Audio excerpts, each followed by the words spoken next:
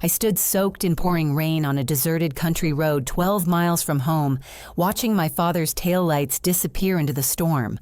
At 24, I thought our family camping trip would finally bridge the gap between us after years of tension. Instead, he abandoned me because I questioned his authority about the dangerous hiking trail. Thunder crashes overhead as a black pickup truck emerges from the darkness, headlights cutting through sheets of rain. The vehicle stops directly beside me. The driver's door opened with a solid thunk, and out stepped a man I had never seen before in my life. He was tall, maybe 6'2", with the kind of calm presence that suggested military training. His dark jacket was perfectly dry despite the storm, and his movements were precise as he approached me. "Ms. Enid Richardson." His voice cut through the rain clearly. "I'm Marcus Thompson. I've been assigned to ensure your safety." I stared at him, water dripping from my hair into my eyes. "I'm sorry, what assigned by who?" Marcus reached into his jacket and produced a leather wallet, flipping it open to show me official identification. The photo matched his face, but the details made no sense. Private security contractor licensed in 3 states, specialized in threat assessment and personal protection. "Your father hired me 6 months ago," he said simply. "You were never supposed to know about this arrangement, but circumstances have changed." My legs felt weak. I pressed my back against the stone wall that lined the country road, rain soaking through my hiking boots. "My father hired you to what exactly? Follow me around, spy on me?" "To protect you."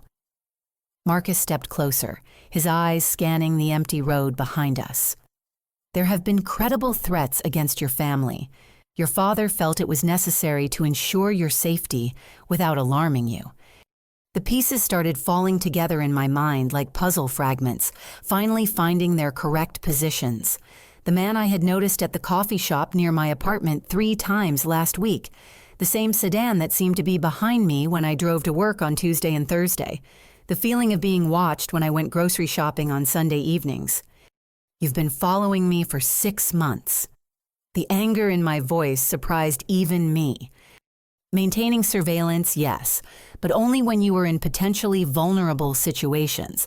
Your father was very specific about respecting your privacy while ensuring your protection." I laughed, but there was no humor in it. The sound echoed off the wet pavement. "Privacy. He's been having me watched by a complete stranger for half a year, and you're talking about privacy." Marcus opened the passenger door of his truck. "We should get you somewhere dry. I can explain everything on the way home, but standing exposed on this road isn't safe." The warmth from inside his vehicle reached me, and I realized I was shivering violently. But as I climbed into the truck, my mind was racing with questions that felt like they might tear apart everything I thought I knew about my family. The interior of the truck was immaculate and professional. No personal items, no coffee cups or loose papers. Just the clean efficiency of someone who treated their vehicle like a tool. Marcus started the engine and adjusted the heat, then pulled out his phone. "Richardson residence, this is Thompson. I have your daughter. We're en route to your location. Estimated arrival in 22 minutes. He ended the call without waiting for a response. "He just left me there," I said quietly. 12 miles from home in a thunderstorm. What kind of father does that? Marcus glanced at me as he navigated the winding road. "A father who's trying to prepare you for a world that's more dangerous than you realize." "What does that mean?" "It means your father has been receiving specific threats for the past 8 months. Threats against you specifically. He's been trying to make you more self-reliant without explaining why."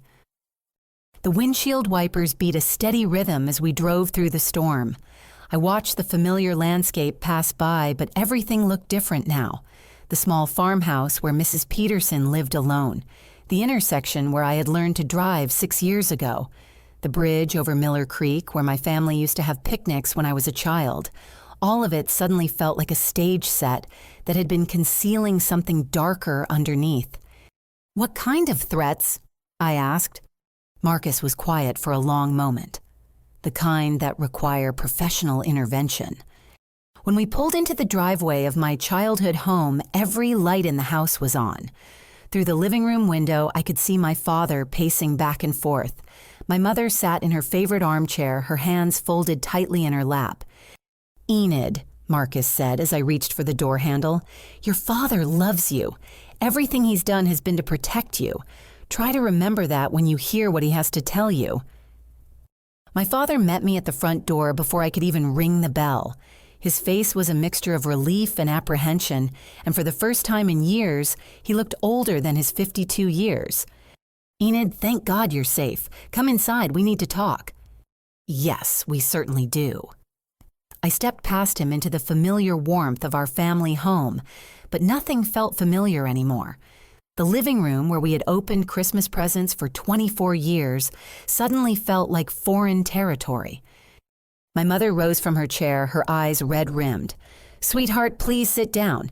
There are things we should have told you a long time ago. Like the fact that you've been having me followed by a stranger for 6 months. I remained standing water still dripping from my clothes onto the hardwood floor my father had installed with his own hands 10 years ago. Dad ran his fingers through his graying hair. "Marcus isn't a stranger. He's one of the best private security professionals in the state. And yes, I hired him to watch over you." "Why?" The simple question hung in the air between us. My father exchanged a look with my mother, and I saw something pass between them. Some silent communication built on 30 years of marriage and shared secrets. "Because my business isn't what you think it is," Dad said finally. I felt my stomach drop. What does that mean? Richardson Construction has been involved with some very dangerous people. People who don't hesitate to hurt family members to get what they want. The words hit me like physical blows. My father's construction company had been the foundation of our comfortable middle-class life, the source of my college tuition, our family vacations, the down payment on my first apartment. I had been proud of the work he did, the buildings and homes that bore his craftsmanship. Involved how my voice sounded strange to my own ears. My mother spoke up, her voice barely above a whisper. "Your father has been working with people who use his construction projects to move money, large amounts of money that needed to look legitimate."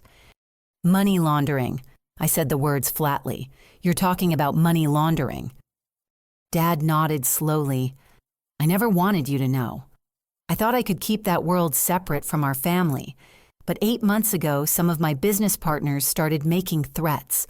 They wanted to ensure my continued cooperation by making it clear that they knew how to reach the people I care about." I sank into the couch, my wet clothes forgotten. Everything I had believed about my family was crumbling around me. "How long?" 12 years, Mom said quietly. 12 years. I stared at them both. "My entire adult life, you've been lying to me. My college education was paid for with dirty money." "We wanted to give you opportunities," Dad said desperately. "Everything we did was so you could have a better life." A better life built on what crime putting me in danger from people I didn't even know existed. Marcus had remained silent through this exchange, standing near the front door like a professional guard. Now he stepped forward. "Enid, there's more you need to know. The threats against you weren't vague. 3 weeks ago, we intercepted communications indicating a specific plan to kidnap you. The goal was to leverage your father's compliance with expanded money laundering operations." The room spun around me. I gripped the arm of the couch to steady myself. "Kidnap me." Dad's face had gone pale. "That's when I decided you needed to learn to be tougher, more independent. I thought if I could prepare you to handle difficult situations. So you left me in the rain 12 miles from home." My anger was building like pressure in a sealed container. "You thought abandoning me in a storm would somehow prepare me for kidnapping." I knew Marcus was following. You were never actually in danger from the storm. But I was in danger from criminals who want to kidnap me because of choices you made. I stood up abruptly. Choices you made without ever telling me the truth. My mother began crying silently. "We were trying to protect you. By lying to me, by making me a target and then keeping me ignorant about it." I turned to Marcus.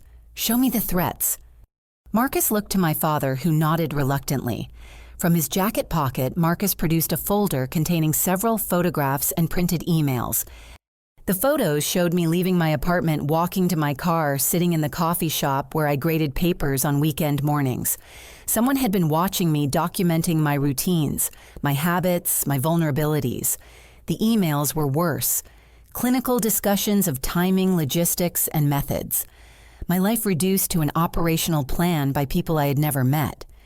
"Who are these people?" I asked. "The Torino family," Dad said. "They run operations across 3 states: construction, trucking, waste management, real estate development. All of it used to clean money for drug distribution and illegal gambling." "And you work for them?"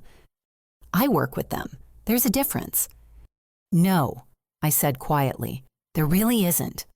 I looked at my parents sitting in the living room where we had celebrated every holiday and milestone of my life, and realized I didn't know them at all.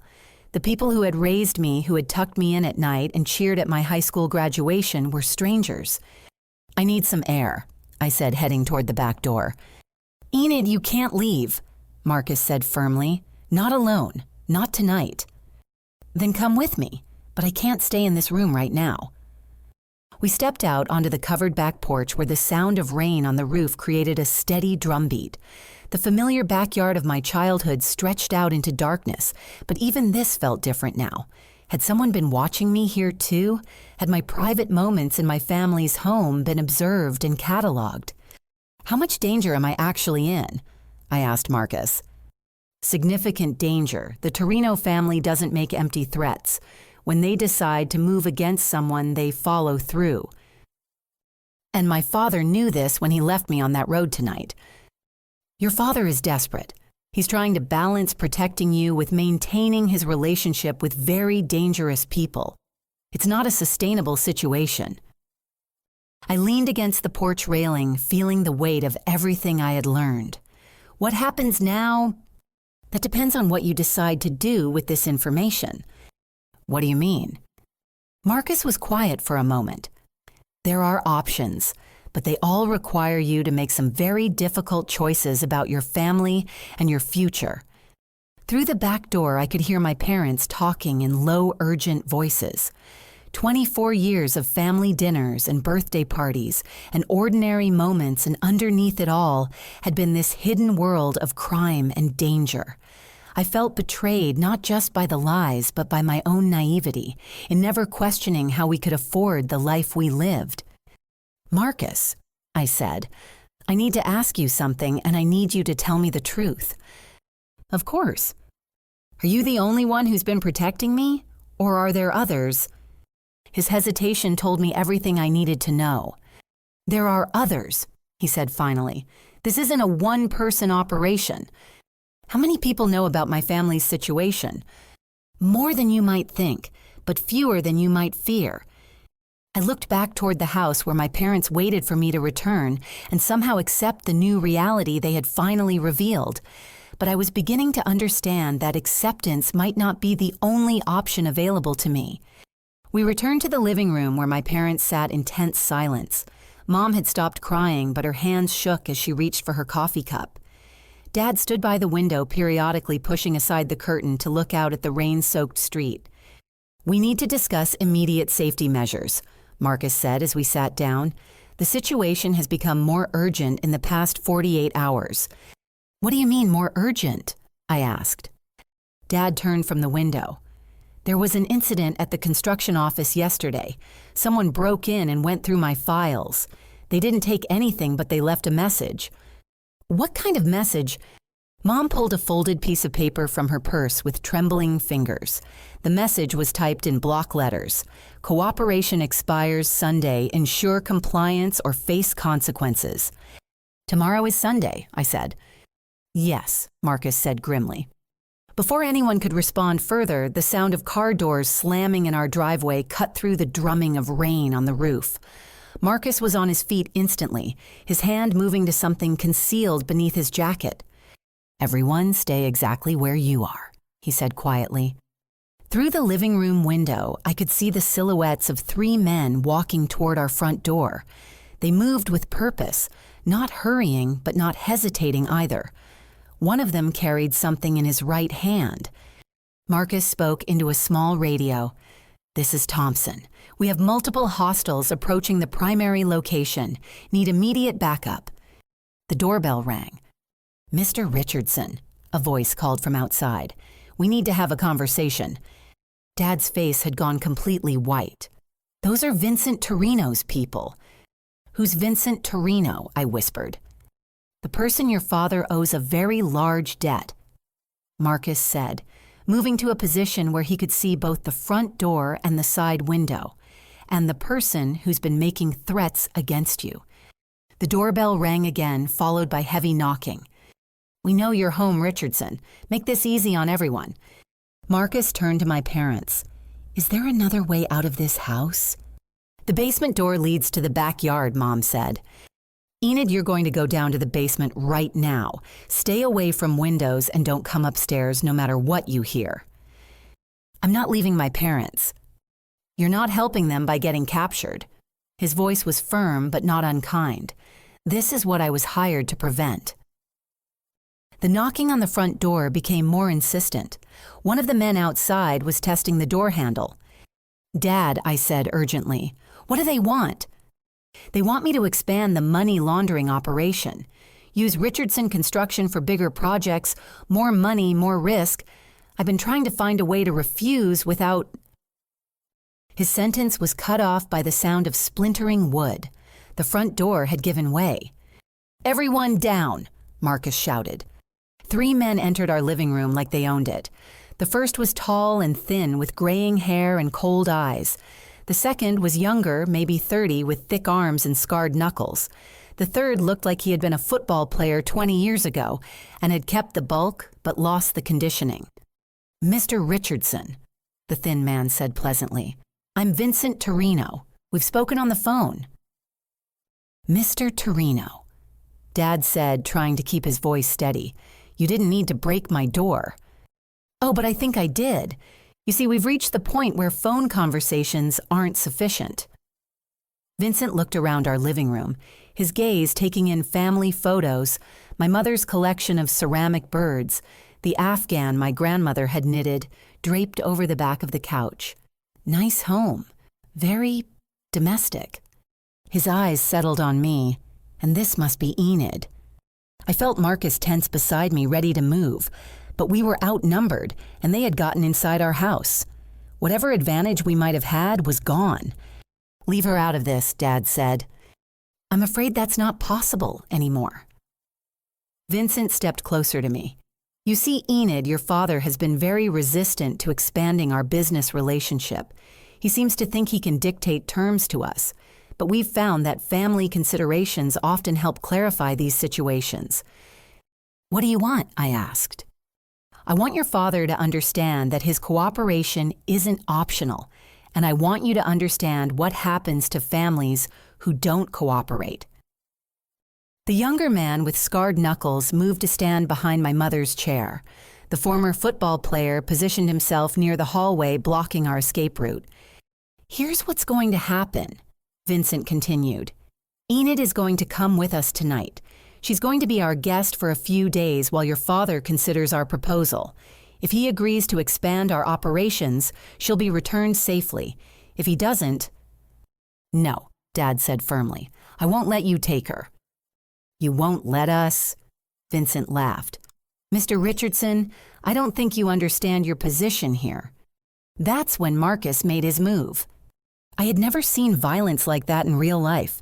Marcus moved faster than seemed possible, crossing the room and striking the younger man before any of us fully realized what was happening. But Vincent and his other associate reacted quickly, and suddenly our living room erupted into chaos. Furniture crashed and splintered. My mother screamed. Dad tried to reach me, but the former football player grabbed him. Marcus fought with professional skill, but he was outnumbered. In the midst of the struggle, Vincent grabbed my arm and started pulling me toward the broken front door. "This ends now," he said. "You're coming with us." But as he dragged me across our front porch, headlights suddenly flooded our driveway. Two black SUVs arrived simultaneously, their doors flying open as men in tactical gear emerged. "Federal agents," someone shouted. "Everyone on the ground." Vincent's grip on my arm tightened for a moment, then released as he realized he was surrounded. The chaos in our living room stopped abruptly. In the sudden silence, with federal agents securing the scene and reading rights to Vincent and his associates, I stood on my front porch and understood that my old life had just ended completely. Marcus appeared beside me, breathing hard but uninjured. "Are you hurt?" "No," I said, "but I don't understand what just happened." "That," said a woman in an FBI jacket as she approached us, "is something we need to discuss. Ms. Richardson, I'm Special Agent Sarah Coleman. We've been investigating your family's situation for quite some time." As Vincent Torino was handcuffed and led to one of the SUVs, he looked back at me with cold fury. "This isn't over, little girl. We know where you live. We know where you work. We know where you sleep." Agent Coleman stepped between us. "Actually, Mr. Torino, it is over. For you, anyway." But standing there in the flashing lights of police cars and federal vehicles, watching my neighbors peer out their windows at the destruction of my family's carefully maintained facade, I realized that Vincent was wrong about one thing. This wasn't an ending, it was a beginning. And I was going to make sure I had control over what came next. The federal agents spent the next 3 hours processing the scene, taking statements and securing evidence. My family's living room had become a crime scene, complete with photographers documenting overturned furniture and splintered wood. Agent Coleman had set up a temporary command center in our kitchen, spreading files and photographs across the table where we had eaten thousands of family dinners. As I sat across from her, still wearing my rain-soaked hiking clothes, I began to understand the scope of what had been hidden from me. "Your father's construction company has been under FBI surveillance for 14 months, she explained. "We've been building a case against the Torino organization, but we needed someone on the inside who could provide detailed information about their money laundering operations." "Someone like my father?" "Your father approached us 6 weeks ago. He wanted to cooperate, but he was terrified about the potential consequences for you and your mother." I looked through the kitchen doorway to where Dad sat on our demolished couch, his head in his hands. Mom sat beside him holding an ice pack to a bruise on her shoulder from when she had been pushed during the struggle. "He never told me he was talking to the FBI. He was trying to protect you. But tonight's incident proves that protection through ignorance isn't working anymore." Agent Coleman opened one of her files and spread several documents in front of me. Bank records, construction contracts, financial transfers, the paper trail of my family's involvement with organized crime. "Enid, I need to ask you some difficult questions, and I need you to think very carefully about your answers because they're going to determine what options are available to your family." "What kind of questions?" "Did you ever suspect that your father's business was involved in anything illegal?" I thought back over years of family conversations about work, about projects, about the clients who paid well enough to afford our comfortable lifestyle. "No, I mean, sometimes he would mention that certain clients were demanding or difficult, but I never thought..." "Did your father ever ask you to do anything unusual? Carry messages, meet with clients, handle paperwork?" "Never. He was always very clear that I should focus on my teaching and stay away from his business." Agent Coleman made notes as I answered. "What about financial matters? Did you ever question how your family could afford certain expenses?" That question hit closer to home. "Sometimes. My college tuition was expensive and Dad always seemed to have cash available for emergencies. But I assumed the construction business was just more profitable than I realized." "The construction business is profitable," she said, "but not profitable enough to generate the income your family has been reporting. The difference comes from fees paid by the Torino organization for laundering approximately $2 million per year through Richardson construction projects." The number hit me like a physical blow, $2 million per year. Where does that money come from? Drug distribution, illegal gambling protection rackets, and human trafficking. I felt sick. Human trafficking. The Torino organization runs one of the largest human trafficking operations on the East Coast. Young women, mostly from Central America, brought into the country illegally and forced into prostitution or domestic servitude. The kitchen suddenly felt too small.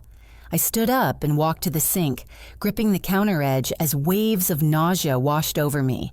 My comfortable life, my education, my family's financial security built on the suffering of women who had no choice and no voice. "Enid," Agent Coleman said gently, "I understand this is overwhelming, but I need you to focus on what happens next." "What do you mean?"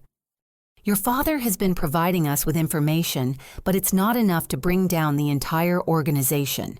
We need more detailed financial records, more specific information about operations, more evidence of the scope of their criminal activities. And you want me to help get that information?" "I want to offer you a choice.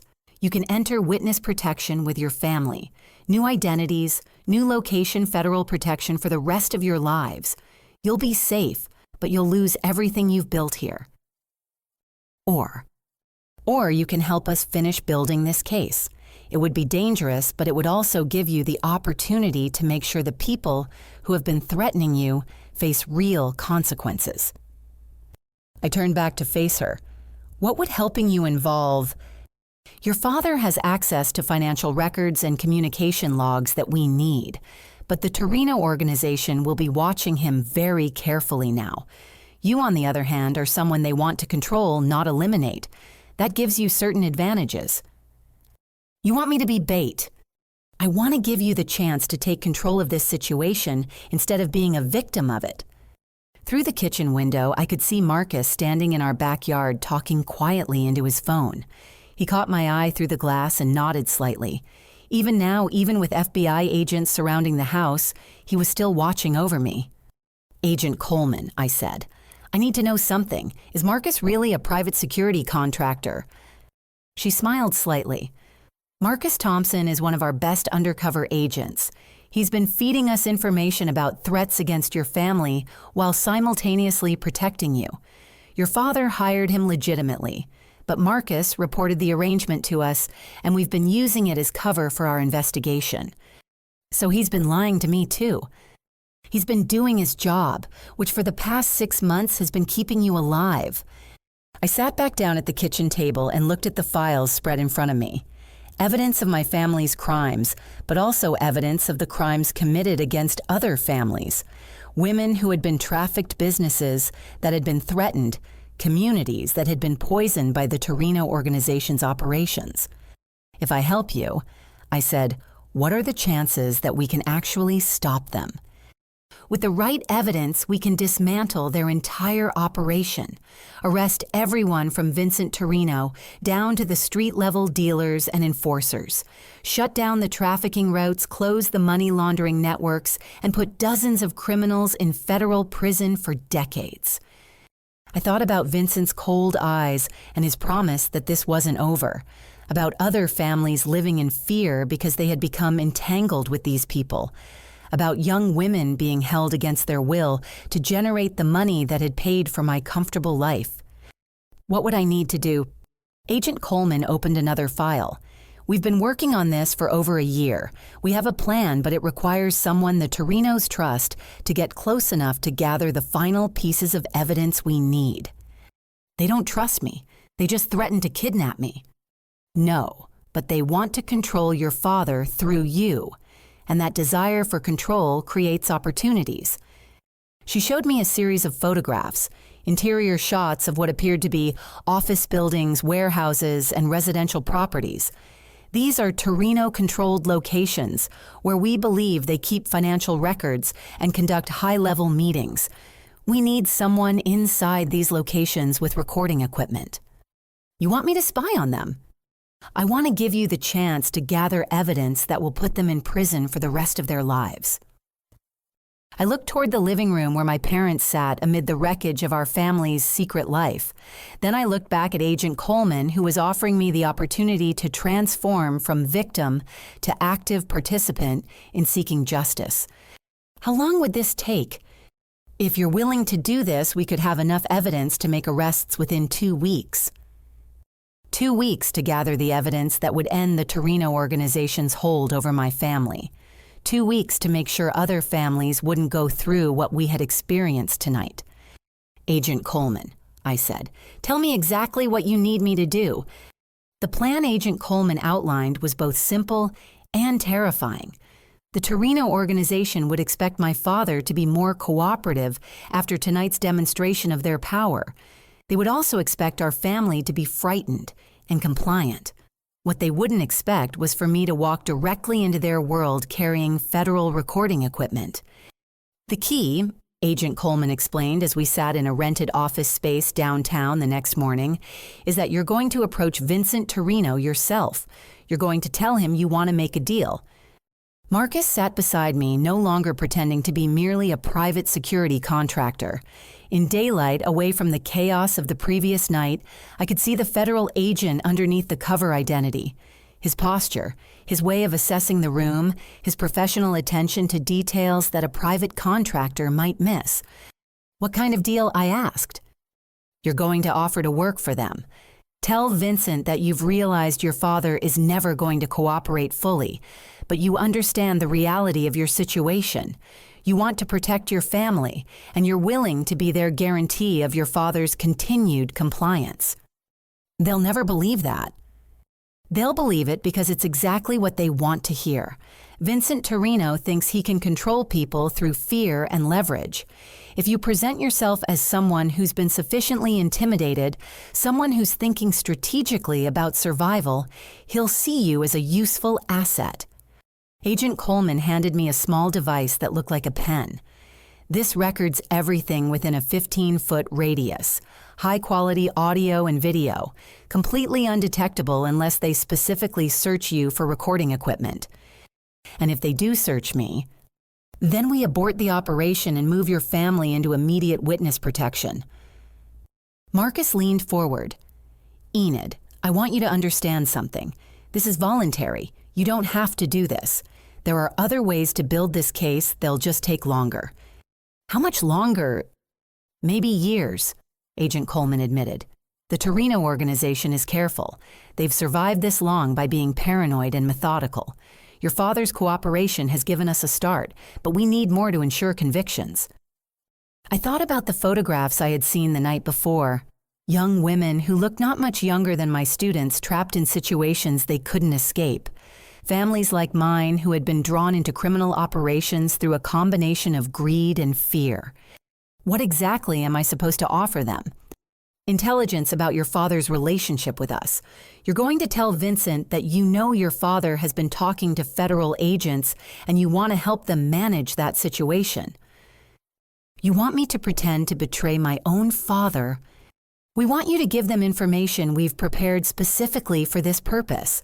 False intelligence that will make them think they're getting valuable inside information about our investigation while actually leading them deeper into our trap.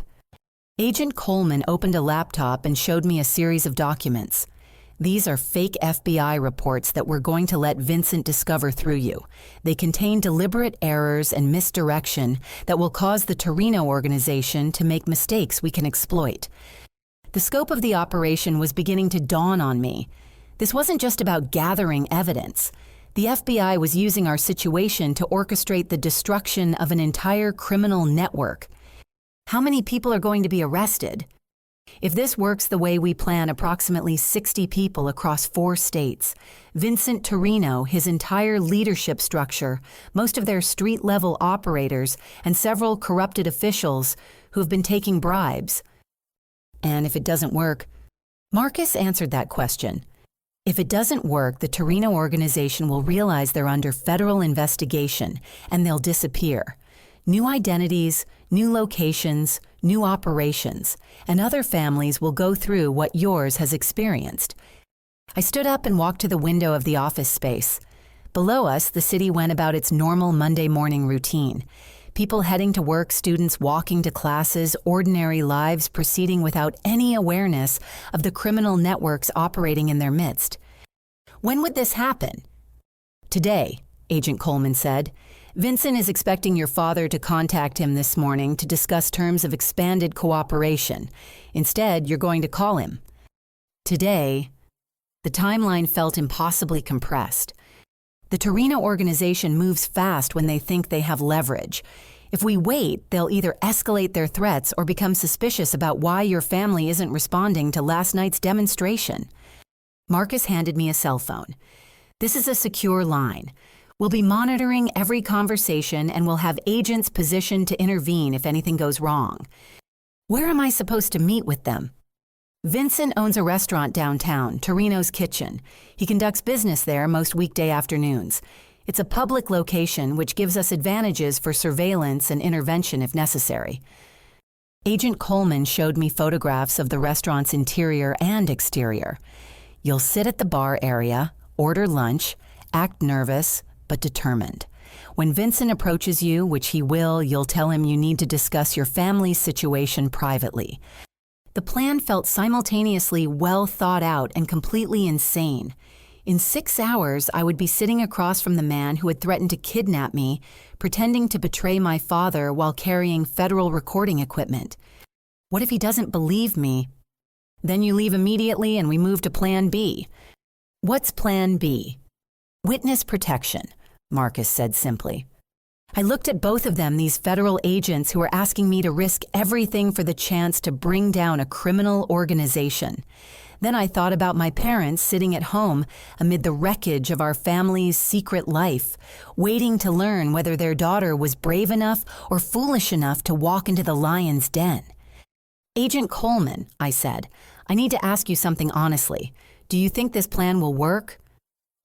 I think you're smart, brave, and angry enough to make it work. And I think Vincent Torino is arrogant enough to fall for it. I picked up the recording device and tested its weight in my hand. Such a small thing to carry the hopes of bringing down an entire criminal empire. All right, I said, tell me exactly what I need to say. At 12:30 that afternoon, I walked into Torino's Kitchen wearing a simple black dress and carrying a purse that contained the most sophisticated recording equipment the FBI had available. My hands were shaking slightly, but Agent Coleman had assured me that nerves would actually make my performance more convincing. The restaurant was exactly what I had expected from the photographs. Dark wood, dim lighting, and the kind of atmosphere that suggested private conversations happened here regularly.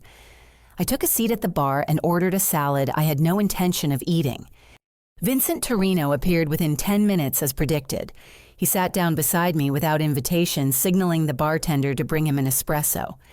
"Ms. Richardson," he said pleasantly, "this is unexpected. Mr. Torino." I kept my voice steady but allowed a slight tremor to show through. "I think we need to talk." "About what?" "About my family's situation and about information I have that might be valuable to you." His eyes sharpened with interest. "What kind of information?" "Information about federal agents, about what they know and what they don't know about your operations." Vincent studied my face carefully. "And why would you share such information with me?" "Because I understand our situation now. My father is never going to cooperate with you willingly. He's too stubborn and too proud. But I'm not interested in my family paying the price for his stubbornness." "Go on." I pulled a folder from my purse, one that Agent Coleman had prepared with carefully crafted false documents. "My father has been talking to FBI agent Sarah Coleman for 6 weeks. I found these papers in his home office." Vincent opened the folder and examined the fake FBI reports inside. His expression remained neutral, but I could see his mind working as he read through the deliberately misleading information. "This suggests the federal investigation is focused primarily on money laundering through construction projects," he said after several minutes. "Yes, they don't seem to know about your other operations, but they're getting close to having enough evidence to arrest my father." "And you're telling me this because I want to make a deal. I can keep you informed about what the FBI knows and when they plan to move. In exchange, you guarantee my family's safety and you help us manage this situation so my father doesn't end up in federal prison." Vincent closed the folder and signaled for another espresso. "Ms. Richardson, You'll forgive me if I'm somewhat skeptical about this sudden change of heart. Last night opened my eyes. I realized that my father's business has been supporting my entire adult life. My education, my apartment, everything I've achieved has been made possible by his relationship with you. I can't pretend anymore that I'm not part of this. And what would this arrangement involve? I work at the local high school. I have access to community networks, local government contacts, information about federal activities in the area. I can be your early warning system. Vincent's phone buzzed and he glanced at it briefly. Excuse me for a moment. He stepped away from the bar to take the call, and I used the opportunity to adjust the recording device in my purse to ensure it was capturing our conversation clearly. When he returned, his demeanor had changed slightly, more focused, more businesslike. Ms. Richardson, I'm going to make you a counter-proposal. You're going to work for us directly, not just as an informant, but as an active participant in our operations. What does that mean? It means you're going to help us expand our money laundering network into educational institutions, schools, universities, youth programs, places where large amounts of cash change hands regularly and financial oversight is minimal. The suggestion was so repugnant that I had to fight to keep my expression neutral. You want me to help you launder money through schools? I want you to help us build a network that will be much more profitable and much more sustainable than your father's construction projects. And if I refuse, then your family faces the consequences we discussed last night. I pretended to consider the proposal while internally reeling from the scope of what he was suggesting. The FBI had expected Vincent to try to recruit me, but involving schools would put hundreds of children at risk. Mr. Torino, I said carefully, I need to understand exactly what you're asking me to do. I'm asking you to identify opportunities, vulnerable administrators who might be willing to accept financial incentives, programs that handle large amounts of cash, systems that could be modified to accommodate our needs. You want me to help you corrupt school administrators. I want you to help us build mutually beneficial relationships with people who understand the value of additional income. As he spoke, Vincent pulled out his own phone and showed me photographs, school buildings, administrative offices, and what appeared to be financial records from several local educational institutions. We've already begun preliminary research. Your insider knowledge would accelerate our timeline significantly. How significantly? We could have operations running in 5 schools within 6 months, full network implementation within 2 years. The recording device in my purse was capturing everything. Vincent's casual discussion of corrupting schools, the photographs of potential targets, his timeline for expanding criminal operations into educational institutions where children would be directly affected. What kind of profit margins are you expecting? I asked, hoping to get him to provide more specific financial details. Conservative estimate $15 million per year within 3 years. Aggressive implementation could double that. $15 million per year laundered through local schools. The number was staggering, but more importantly, it represented the kind of evidence that would ensure Vincent faced decades in federal prison. Mr. Torino, I said, I want to help you with this, but I need some assurance that my family will be protected throughout the implementation process. Your family's protection depends entirely on your cooperation and effectiveness. I understand.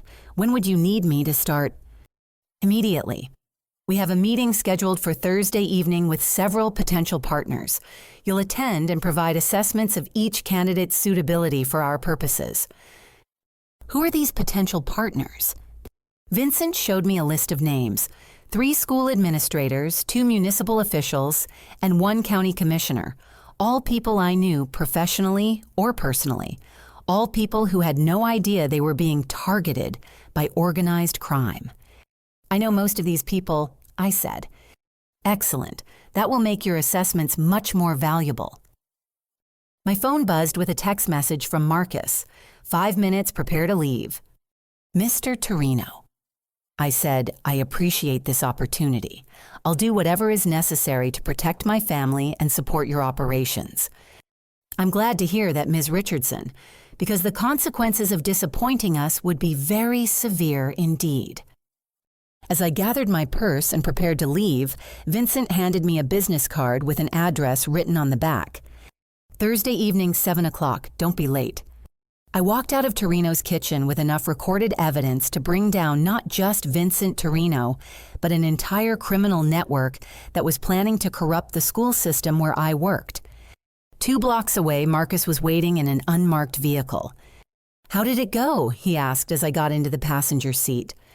"We got him," I said. "We got everything." "Are you okay?" For the first time in 24 hours, I smiled genuinely. "I'm perfect. Let's go make some arrests."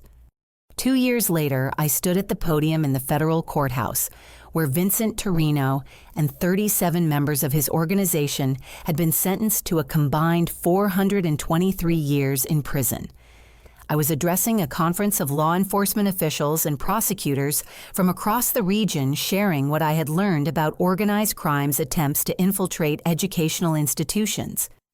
The prosecution of the Torino organization had become a landmark case. The recordings I had made that afternoon in the restaurant had provided prosecutors with evidence of conspiracy money, laundering, human trafficking, and attempted corruption of public officials. More importantly, my testimony had helped other families find the courage to come forward with information about criminal organizations operating in their communities. The most important lesson I learned, I told the audience, is that criminals depend on our silence. They depend on our fear, our shame about being victims, and our belief that we're powerless to fight back. But they're wrong about that. In the front row, Marcus sat beside my parents. Dad had served 18 months in federal prison for his role in money laundering, but his cooperation with authorities had led to reduced sentences and early release. Mom had completed a victim counseling program and had become an advocate for families affected by organized crime. The experience had changed all of us, but it had also brought us closer together in ways I hadn't expected. Marcus had requested a transfer to remain in our area when his undercover assignment ended. 6 months ago, he had proposed to me in the coffee shop where he had first observed me as part of his surveillance duties. We were planning a small wedding for next spring with a guest list that included several FBI agents and a federal prosecutor who had become close friends. When I was 24 years old, I continued, I thought my family was normal. I thought my comfortable life was the result of my father's hard work and business success. I had no idea that I was living in a world built on other people's suffering. The auditorium was quiet, 200 law enforcement professionals listening intently to the story they had heard in briefings, but were now hearing from my personal perspective. The day my father left me in the rain 12 miles from home, he thought he was teaching me a lesson about independence and toughness. What he actually taught me was that the people who claim to protect us sometimes put us in danger through their own choices. But he also unintentionally taught me that I was strong enough to handle whatever truth emerged from that situation. After my speech, I met privately with Agent Coleman, who had become both a colleague and a friend over the past 2 years. The Richardson Foundation has helped 43 families so far, she told me as we sat in her office reviewing case files. Families affected by organized crime, human trafficking, and financial exploitation. Your story has given people hope that they can fight back. The foundation had been established with money recovered from Torino organization assets, clean money that could be used to help other families escape situations similar to what mine had experienced. We provided legal assistance counseling services and temporary financial support for people who chose to cooperate with law enforcement against criminal organizations. Any word on the Seattle case? I asked. 3 more arrests yesterday. The family you connected us with has provided evidence that's going to bring down an entire money laundering network operating through youth sports programs. It was gratifying work, but also heartbreaking. Every week brought new stories of families who had been manipulated, threatened, or exploited by criminal organizations. Children who had grown up in luxury without knowing it was purchased with blood money. Parents who had made desperate choices to protect their families and ended up putting them in greater danger. Sarah, I said, I need to ask you something I've been thinking about for a while. Of course. Do you think what happened to my family was ultimately worth it? All the pain, all the fear, all the disruption to our lives was bringing down the Torino organization worth what we went through? Agent Coleman was quiet for a long moment. Enid, we rescued 23 women from human trafficking operations. We shut down money laundering networks that were processing over $50 million per year. We prevented the corruption of school systems that serve thousands of children. And we've used your case as a model for pursuing organized crime in communities across the country. That's not what I asked. I know, you're asking whether your personal suffering was justified by the broader impact. Yes. I think, she said carefully, that your suffering was wrong regardless of what good came from it. Your father should never have put your family in that situation. The Torino organization should never have been allowed to operate for as long as they did.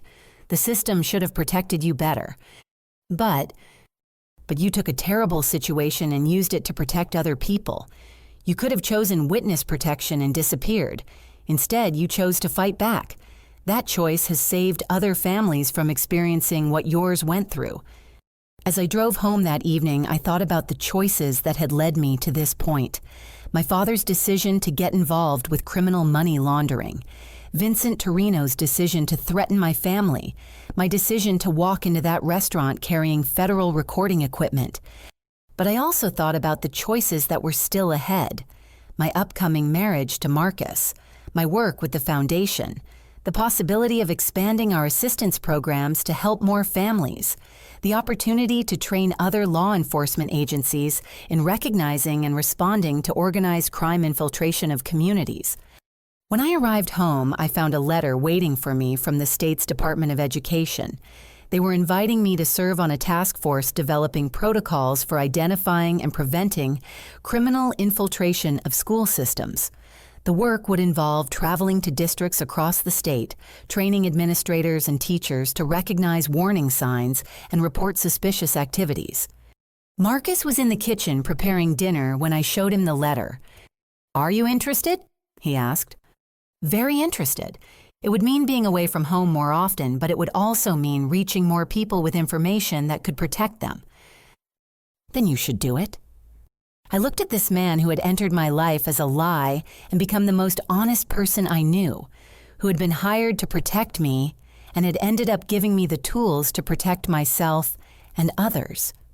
"Marcus," I said, "do you ever wonder what our life would have been like if my father had never gotten involved with the Torino organization?"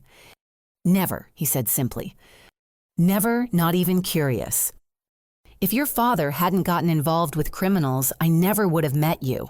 The Richardson Foundation wouldn't exist. Dozens of families would still be trapped in situations they can't escape, and you wouldn't have discovered how strong you actually are. You think everything happens for a reason? I think some things happen for terrible reasons, but I also think we get to choose what we do with those things once they happen." That night, as I prepared for sleep in the small house I had purchased with money from my foundation salary, I thought about the life lesson I would share if someone asked me to summarize what I had learned from my experience. Real strength doesn't come from avoiding difficult situations. It comes from facing the truth about those situations and choosing to act in ways that protect the people you care about. Family isn't defined by blood or shared secrets or even shared suffering. Family is defined by people who support your growth, respect your right to make informed choices, and stand beside you when you choose to fight for what's right. The most dangerous people aren't always the ones who threaten you directly. Sometimes they're the ones who claim to be protecting you while actually making choices that put you in danger. And sometimes the bravest thing you can do is refuse to be protected in ways that keep you ignorant and powerless. My father thought he was teaching me a lesson about independence when he left me in the rain that night. But the real lesson I learned was that I didn't need anyone else's permission to be strong. I didn't need anyone else's protection if that protection came at the cost of truth and choice. And I didn't need to accept being a victim of other people's decisions about my life. The black truck that pulled up beside me in the storm wasn't just Marcus arriving to take me home. It was the beginning of my journey toward understanding that I had the power to choose my own protection, seek my own truth, and fight my own battles. And that journey had led me to a life I wouldn't trade for all the comfortable ignorance in the world. As I drifted off to sleep, I thought about the families the Richardson Foundation would help tomorrow and next week and next year. Children who would grow up knowing the truth about their situations. Parents who would find the courage to choose justice over comfortable lies. Communities that would be stronger because people had chosen to speak truth about difficult realities. My father's lesson in the rain had taught me something he never intended, that the most powerful protection comes not from being shielded from the truth, but from being strong enough to handle it and wise enough to act on it. And that was a lesson worth sharing with anyone brave enough to listen. Before I finish this story, I want to ask you something that's been on my mind lately. Have you ever discovered that someone you trusted was keeping important information from you, supposedly to protect you? How did that make you feel, and what did you do about it? I'd love to hear your thoughts in the comments below. Thank you for listening to my story and for taking the time to think about these difficult questions with me. I hope that sharing my experience helps you or someone you know find the courage to speak truth and seek justice, even when it's scary. Please like this video if my story resonated with you. Subscribe to hear more stories about finding strength in difficult situations, and share this with anyone who might benefit from knowing they're not alone in facing family secrets or dangerous situations. Your support helps me reach more people with these important messages. I wish you courage, truth, and the wisdom to know when it's time to stop being protected and start protecting yourself and others.